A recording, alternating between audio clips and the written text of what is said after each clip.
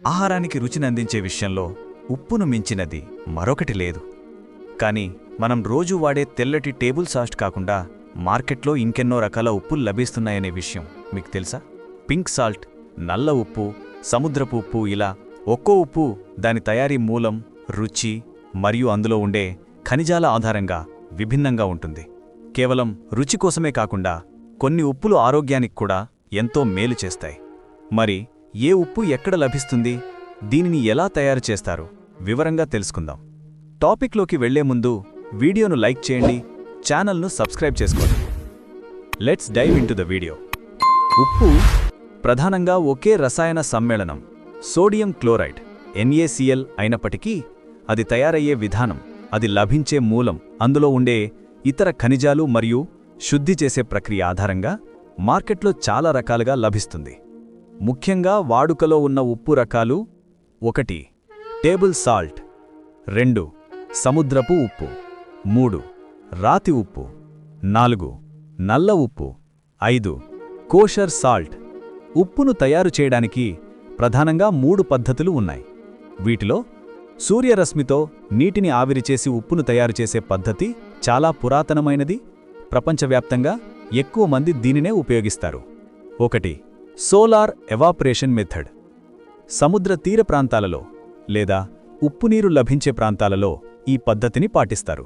ఉప్పు తయారు చేయడానికి భూమిని చదును చేసి చిన్న చిన్న మడులుగా, పాండ్స్గా విభజిస్తారు. వీటినే కొటారులు అని కూడా అంటారు. ఈ మడులల్లోకి సముద్రపు నీటిని లేదా ఉప్పు శాతం ఎక్కువగా ఉన్న భూగర్భపు నీటిని పంపుల ద్వారా నింపుతారు. బాష్పీభవనం అంటే ఎవాపరేషన్. ఎండవేడిమికి, గాలికి మడులలోని నీరు నెమ్మదిగా ఆవిరైపోతుంది. ఈ ప్రక్రియ కొన్ని వారాలపాటు జరుగుతుంది. నీరు ఆవిరయ్యే కొద్దీ ఉప్పు సాంద్రత పెరుగుతుంది. స్ఫటికీకరణం అంటే క్రిస్టలైజేషన్. ఉప్పు సాంద్రత బాగా పెరిగిన తర్వాత ఉప్పు స్ఫటికాలుగా, క్రిస్టల్స్గా ఏర్పడడం మొదలవుతుంది. వాతావరణం అనుకూలంగా ఉంటే సుమారు 40 రోజుల్లో ఉప్పు తయారవుతుంది. పంట కోత. తయారైన ఉప్పు పరుకులను కర్ర తెడ్లు లేదా యంత్రాల సహాయంతో మడుల నుండి తీసి బయటకు రాసులుగా పోస్తారు. శుద్ధి చేసే పద్ధతిలో ఇలా తీసిన ఉప్పును సాధారణంగా కళ్ళుప్పు అంటారు. ఈ ఉప్పును శుభ్రపరచడం, ఆరబెట్టడం, అయోడిన్ కలపడం వంటి ప్రక్రియల ద్వారా మనకు తెలిసిన సన్నని ప్యాకెట్ ఉప్పుగా మారుస్తారు.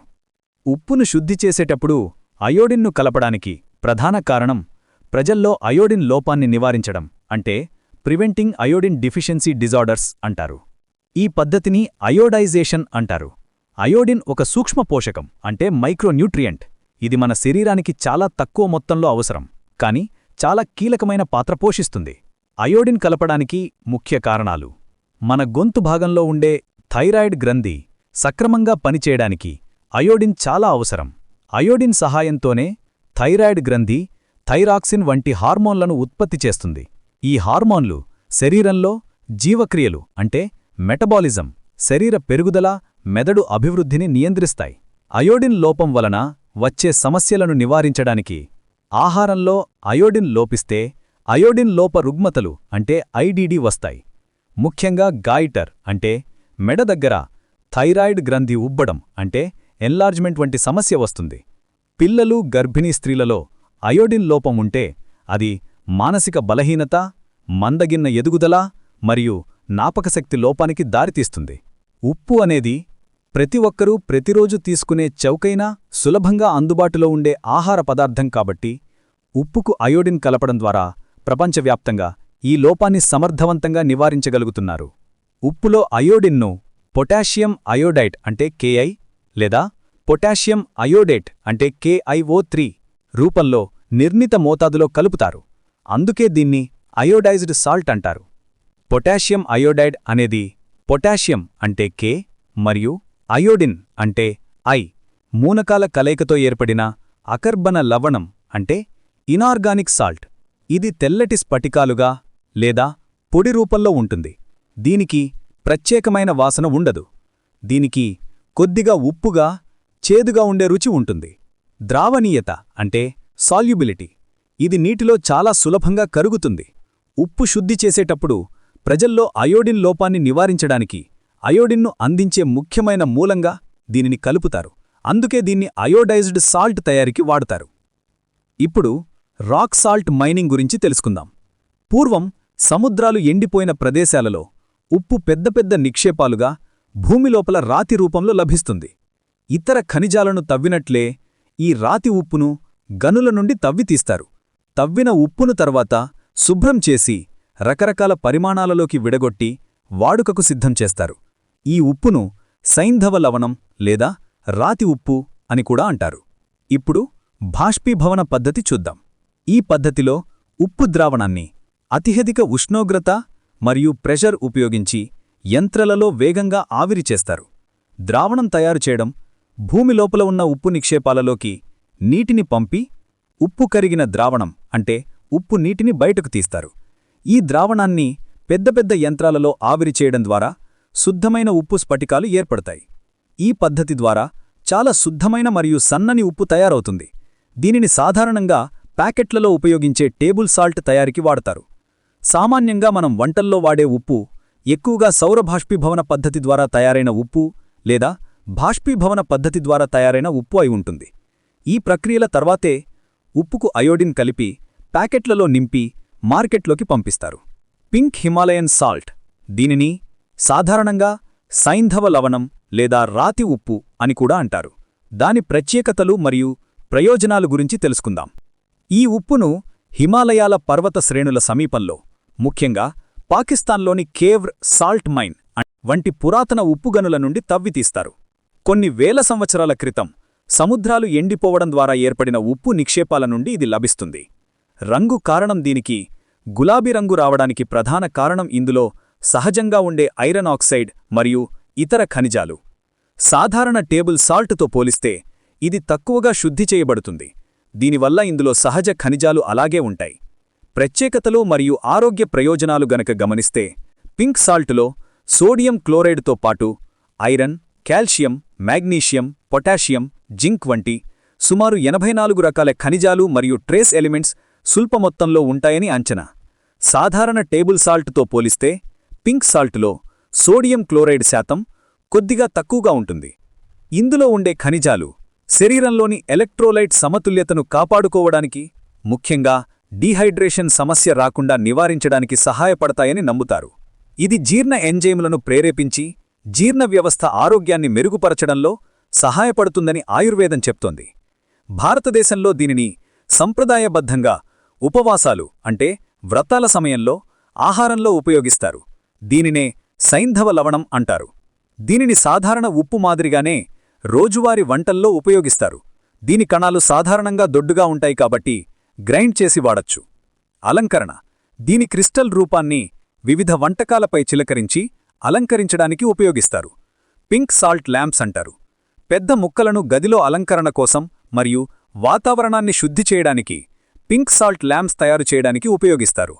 అలాగే దీనిని స్నానం చేసే నీటిలో కలిపి వాడడం వలన చర్మానికి మంచిదని భావిస్తారు. పెద్ద రాతి ఉప్పు ముక్కలను వంటకాలు వండడానికి లేదా సర్వ్ చేయడానికి ఉపయోగిస్తారు.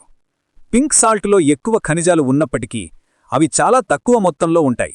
కాబట్టి సాధారణ ఉప్పు కంటే ఇది అదనపు ఆరోగ్య ప్రయోజనాలను అందిస్తుందని చెప్పడానికి శాస్త్రీయ ఆధారాలు తక్కువగా ఉన్నాయి. ఏ ఉప్పునైనా మితంగా తీసుకోవడం ఉత్తమం. భారతదేశంలో ఉప్పు తయారీ ప్రధానంగా 3 రకాలుగా జరుగుతుంది. సముద్రపు నీటి ద్వారా అంటే మరైన్ సాల్ట్, అంతర్గత ఉప్పునీటి సరస్సులు లేదా భూగర్భపు ఉప్పునీటి ద్వారా అంటే ఇన్లాండ్ సాల్ట్, మరియు రాతి ఉప్పు గనుల ద్వారా అంటే రాక్ సాల్ట్. భారతదేశంలో ఉప్పును అధికంగా తయారు చేసే ప్రధాన ప్రాంతాలు గుజరాత్. భారతదేశంలో ఉప్పు ఉత్పత్తిలో గుజరాత్ అగ్రస్థానంలో ఉంది. దేశంలో ఉత్పత్తి అయ్యే ఉప్పులో 87% గుజరాత్ నుంచే వస్తుంది. Great run of Kutch, little run of Kutch ప్రాంతాలు ఇక్కడ ఉప్పు ఉత్పత్తికి ప్రసిద్ధి. తీర ప్రాంతాలు జామ్నగర్, మితాపూర్, భావ్నగర్, కాండ్లా, దహేజ్. 2. తమిళనాడు. భారతదేశంలో ఉప్పు ఉత్పత్తిలో తమిళనాడు 2వ స్థానంలో ఉంది. తూత్తుకుడి, ఇది తమిళనాడులో అతిపెద్ద ఉప్పు ఉత్పత్తి కేంద్రం. వేదారణ్యం, కోవెలాంగ్. రాజస్థాన్. రాజస్థాన్ ఉప్పు ఉత్పత్తిలో 3వ స్థానంలో ఉంది మరియు తీర ప్రాంతం లేకపోయినా అంతర్గత ఉప్పును అధికంగా తయారుచేస్తుంది. సంభార్ సరస్సు, ఇది భారతదేశంలోనే అతిపెద్ద ఉప్పునీటి సరస్సు. రాజస్, కుచమాన్. ఇతర ఉప్పు తయారుచేసే ప్రాంతాలు ఈ 3 రాష్ట్రాలతో పాటు మరికొన్ని ప్రాంతాలలో కూడా ఉప్పును తయారు చేస్తారు. ఆంధ్రప్రదేశ్లో చిన్నగంజాం, ఇస్కపల్లి, కృష్ణాపట్నం, కాకినాడ, మహారాష్ట్రలో భాండప్, భాయందర్, పాల్ఘర్ వంటి తీర ప్రాంతాలు, ఒడిశాలో గంజాం, సుమాడి, పశ్చిమ బెంగాల్లో కాంటాయ్, హిమాచల్ ప్రదేశ్లో ఇక్కడ రాతి ఉప్పు గనులు ఉన్నాయి. మండి జిల్లాలోని గనుల నుండి రాతి ఉప్పును సేకరిస్తారు. ఫ్రెండ్స్, చూశారు కదా, ఉప్పు అంటే కేవలం సోడియం క్లోరైడ్ మాత్రమే కాదు. అది లభించే విధానం, అందులో ఉండే ఖనిజాల ఆధారంగా ఉప్పులో ఎన్నో రకాలున్నాయి. మీరు అయోడిన్ లోపం రాకుండా ఉండాలనుకుంటే శుద్ధి చేసిన టేబుల్ సాల్ట్ లేదా అయోడైజ్డ్ సాల్ట్ వాడండి. మీరు ఖనిజాలు అధికంగా ఉండే సహజమైన రుచిని కోరుకుంటే సీ సాల్ట్ లేదా పింక్ హిమాలయన్ సాల్ట్, సైంధవ లవణం ఉపయోగించండి. జీర్ణక్రియకు సహాయపడాలన్నా లేదా చాట్స్ వంటి వాటికి ప్రత్యేక రుచి రావాలన్నా నల్ల ఉప్పు, కాలా నమక్ ఉత్తమం. మీరు ఏ ఉప్పును ఎంచుకున్నా గుర్తుంచుకోవలసిన ముఖ్య విషయం ఉప్పును మితంగా వాడటం.